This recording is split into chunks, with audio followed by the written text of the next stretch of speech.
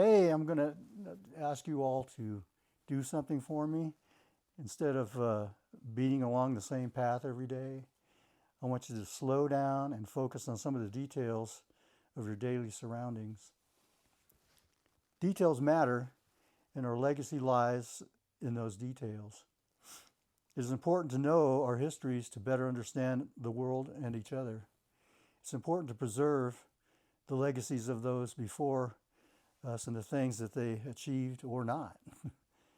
Let's all keep Kern River Valley Historical Society doing what it does best, preserving history. My role in all of this started back in the early 70s. Back then, I'd never realized that my decades of collecting climbing photos, notes, stories, and newspaper clippings would even amount to anything other than closet clutter.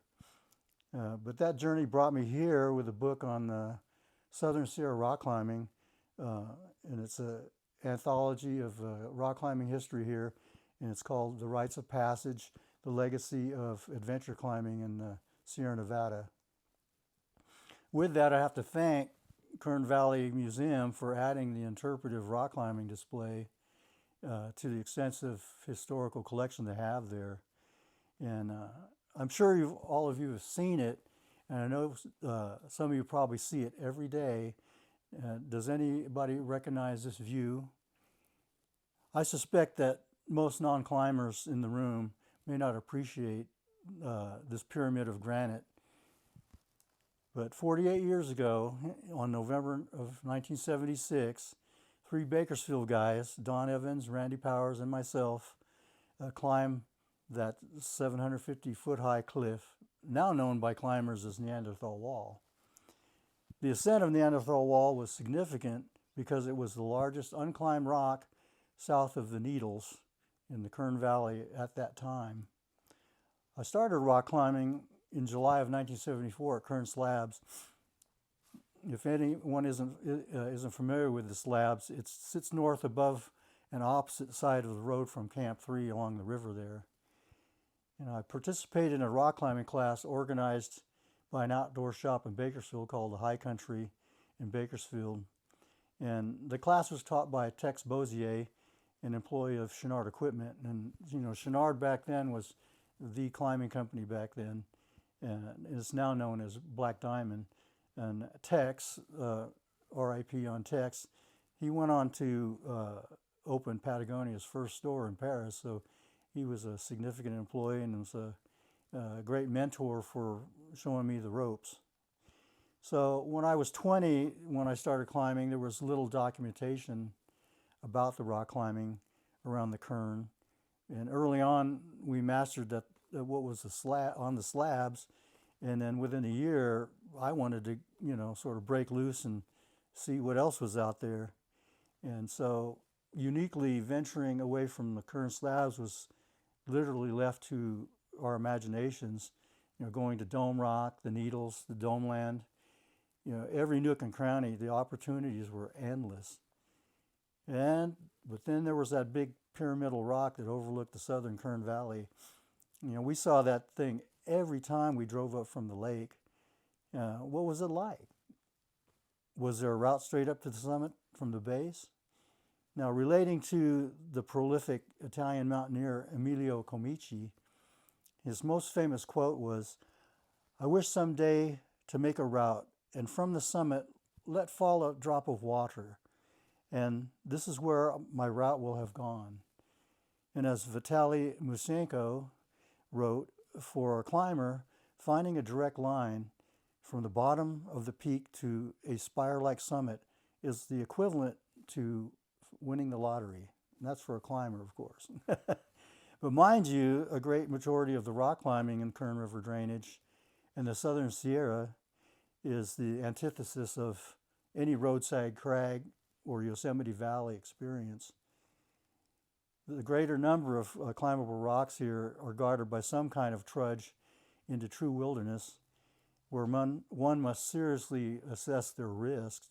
The risks are multiple, like where the hell are we, or will we find anything of note, or can we climb what we find? Or what if one of us gets injured, or we lose faith and flame out? So you have to understand that what we were doing back in the day was a major contrast to what a majority of climbers do today. It was normal for us to invest all of our time walking out to the base of some unexplored cliff in the Sierra with no guarantee that we would climb first ascents on them.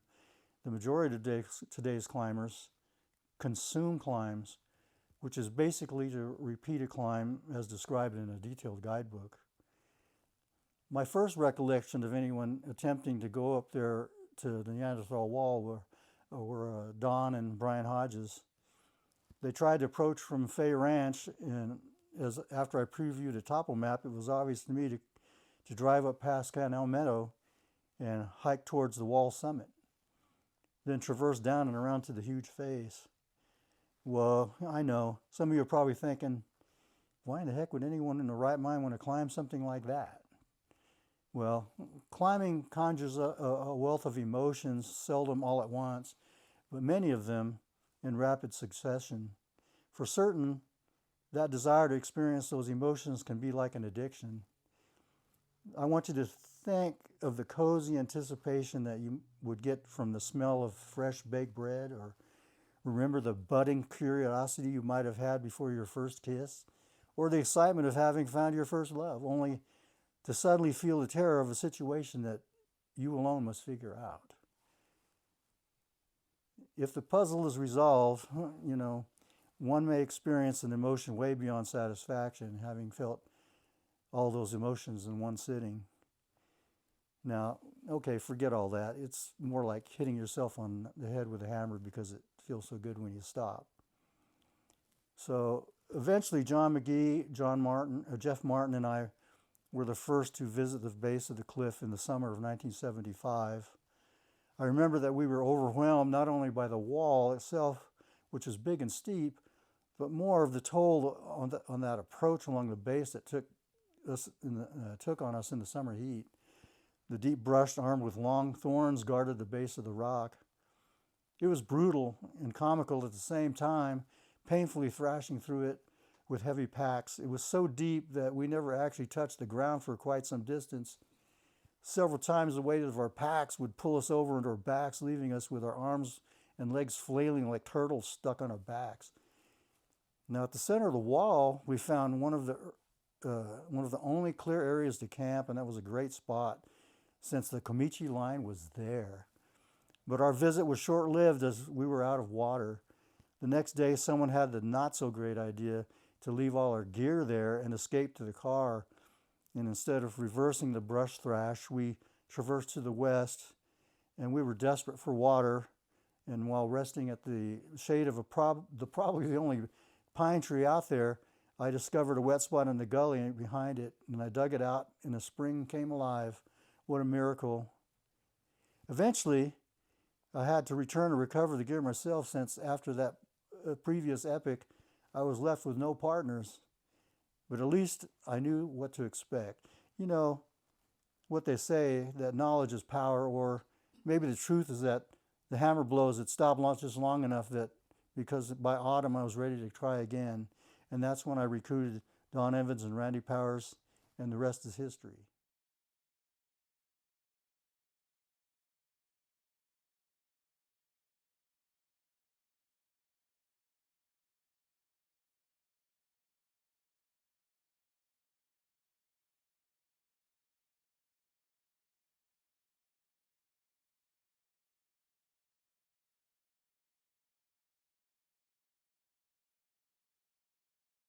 Hi, my name is Don Evans, and I'm was born in Bakersfield, California. Lived there for 68 years, and I currently now live at Lake Isabella. I've had property here for the last 24 years, so I'm kind of semi-retired now. I'm an architect, licensed architect for California, and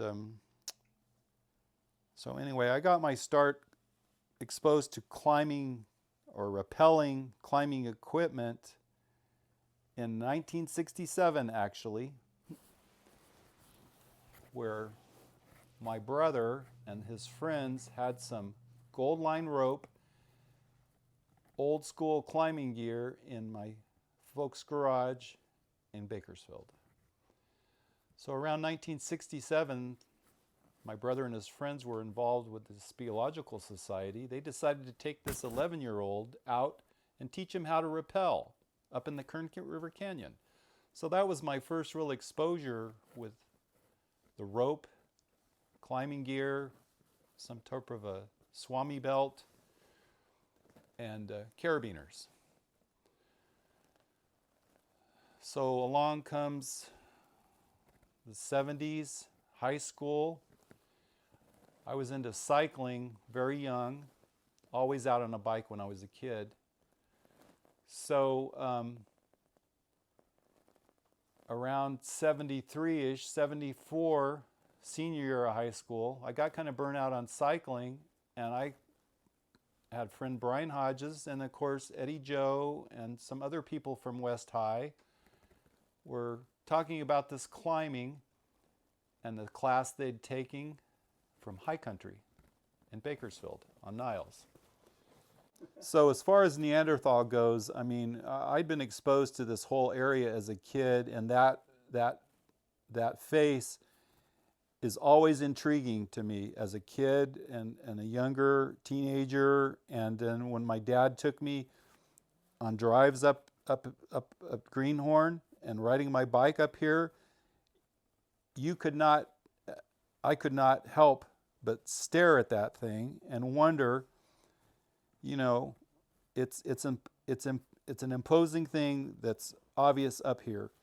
And so when I started the climbing with everybody in the 70s, more intensely out of high school, I got rides with Eddie Joe and whoever had a car, Brian Hodges, his brother, and we would just come up here. I was getting a ride anywhere I could to be exposed to climbing, and we'd do these routes up at the slabs up above Johnsondale.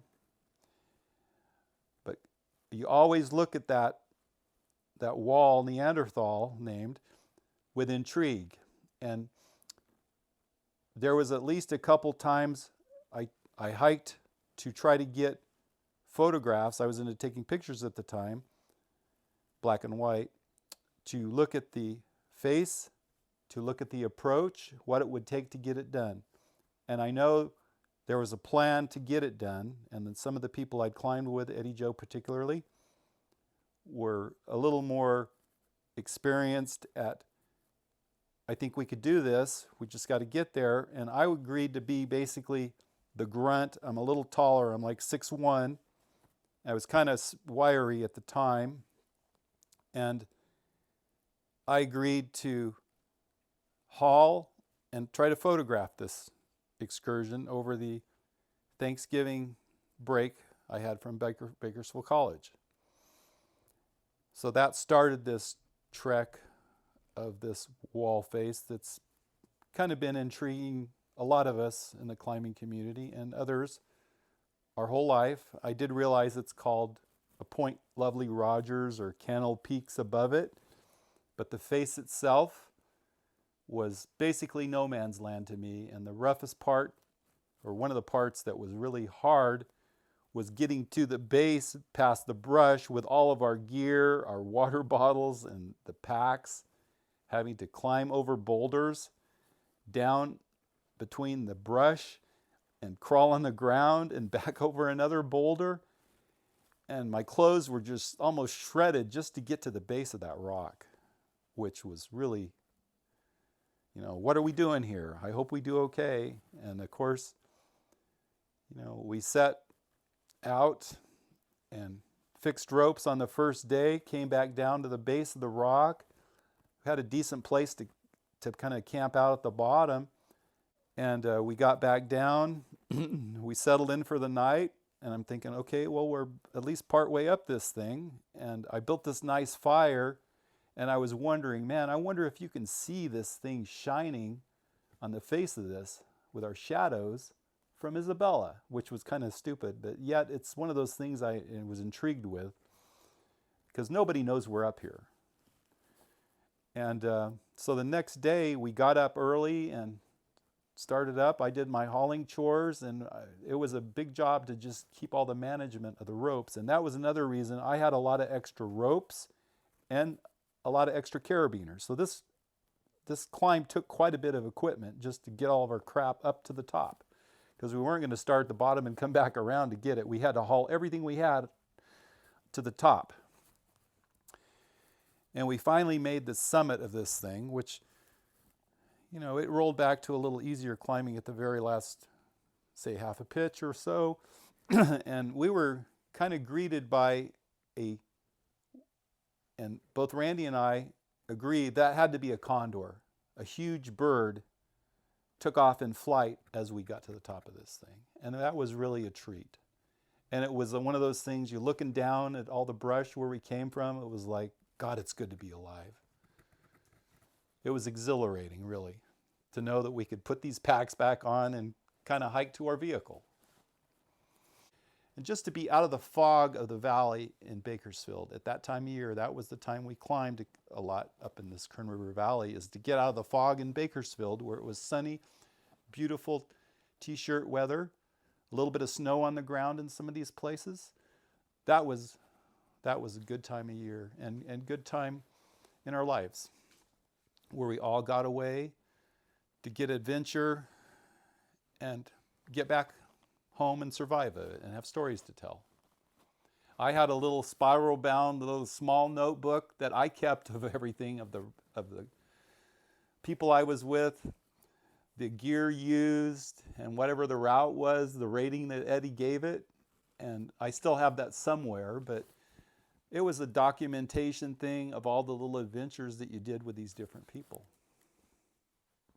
Neanderthal, because of my property here and where I live now, I can look right at it, and there's camping spots on my property here where Randy Powers and Brian Hodges, who I did a lot of climbing with, we have got together a couple years ago in November, and we actually camped out, and we stayed up till 2 o'clock in the morning, and we were looking at that in the evening. That wall still has the same feeling it did years ago of that is an awesome piece of granite.